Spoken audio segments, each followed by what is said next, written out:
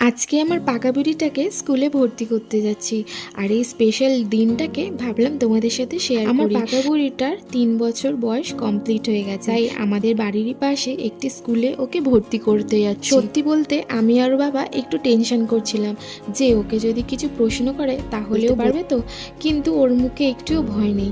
বিন্দাস ভেতরে গিয়ে যা জিজ্ঞাসা করলো তাই বলে আসলো। এরপরে আমরা একটু চা খেতে বেরিয়ে পড়লাম, আর সেখানকার প্রাকৃতিক দৃশ্যটা সত্যি অপূর্ব সুন্দর, তোমরাই দেখে নাও একবার। আসলে আমাদের এখানে চা খেতে আসার প্রধান উদ্দেশ্যই হলো এই প্রাকৃতিক দৃশ্যটাকে উপভোগ করার জন্য। সত্যি এরকম একটা অপরূপ দৃশ্য আমরা কিন্তু শহরে কোনো নামি দামি ক্যাফেতেও হাজার হাজার টাকা খরচা করলেও দেখতে পাবো না। এখানে মাত্র 10 টাকায় চা নিয়ে আর এরকম একটা প্রাকৃতিক সৌন্দর্য উপভোগ করা সত্যি ভাগ্যের ব্যাপার।